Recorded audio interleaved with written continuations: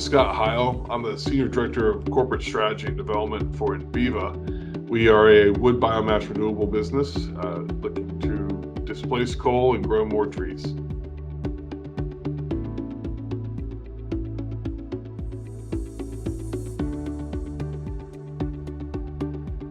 It remains a challenge. I think it's not as much of a challenge from the sourcing side because you can have the conversations. And to be honest, the use of video calls like this has made that a lot better because you can get a little bit of that interaction that comes from seeing people versus just talking to them on the phone. I think as you move to the next stage, whether you think about management presentations, definitely when it comes to diligence, that's where you see some more limitations. For domestic deals, depending on where you are in the U.S. and their current restrictive protocols. For cross-border deals, even more challenging with the inability to travel, or if there is an ability to travel, coming down to can you afford to wait 2 weeks in quarantine once you arrive in a country just to do a couple of days of diligence and management meetings. So I think like everyone else and the folks I talk to in the industry, we're trying to find our way and hoping that things get back to normal or at least a little more open sooner rather than later.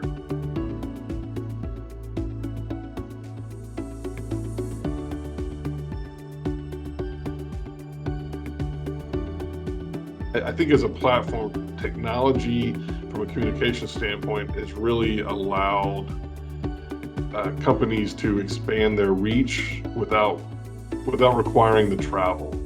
And so that's a benefit obviously for companies. It helps your bottom lines, reduces your cost, but it also makes you less hesitant to have the conversations that you would otherwise require a trip for and may not have been in the budget or the timing would have been challenged, and now you can do it and have a better interaction just by using this technology. At the other end of the spectrum, when I think about things like virtual data rooms, we've come to use them much more broadly.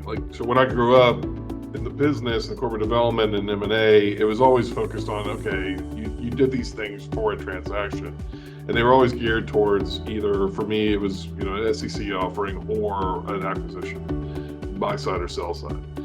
And we've begun to use it a lot more on buy side looks. We've used it a lot more just for projects because the ability to interact with third parties outside of your company, which is still somewhat limited, not a focus for a lot of the providers like a Microsoft, along with the new data analytics, which is important, and I think very powerful in a way to help you manage a transaction and a process by focusing on where your information is being used, how it's being used, who's accessing it. And even if you don't have the ability to change anything in the transaction on which you're working, it allows you to think about the next time and how you might rearrange things, because it's all about efficiency and managing the messaging. And the tools that are out there now have become much, much more powerful. And DataSite reflects that, and it is one that we use on a regular basis.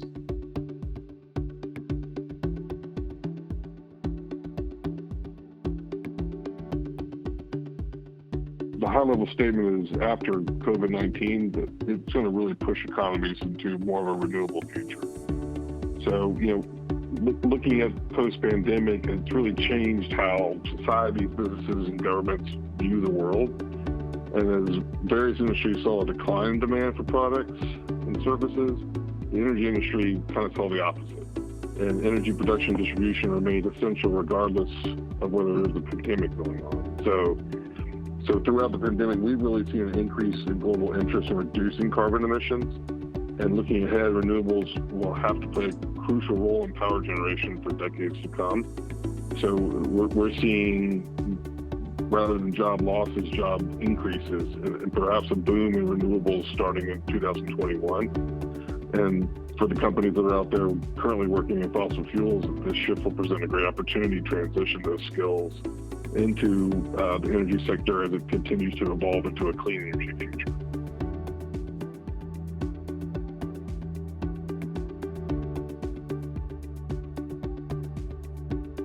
Much like your benchmark survey, we're kind of seeing a mix of different activities. So corporate development for us also involves greenfield development, So that's kind of a steady state for our business since we continue to be in growth mode. But from a strategic transaction standpoint, we're seeing a mix of acquisition opportunities, joint venture opportunities, and kind of early stage investment or collaboration, commercial type opportunities. And I think the reason for that, we have a unique industry. It's a growth industry, and it's a new one in renewables. So that's driving a lot of the innovation, and innovation tends to drive smaller adjacent type of transactions where acquisitions might not be the most appropriate to capture that growth.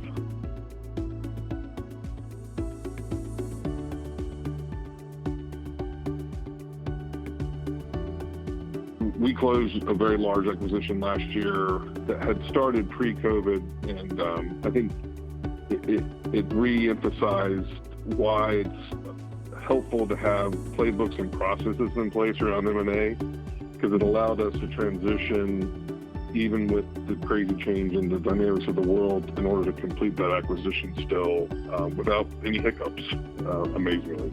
And it was only because we had those processes and playbooks in place and the tools that allowed that to be the case.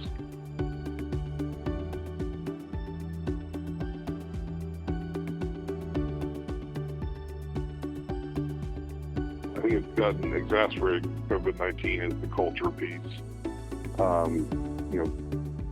Clash might be a hard word, but integration of cultures is going to be more and more challenged because you see a lot of divergence in approaches to the work environment from different companies and different industries. And as acquisitions and joint ventures happen, how are you going to be able to find the right path forward? Because if you get culture issues, you can create attrition problems and turnover problems, and you can create data breach problems because of ultimately cultural differences. So I see that as something that's going to keep me up at night.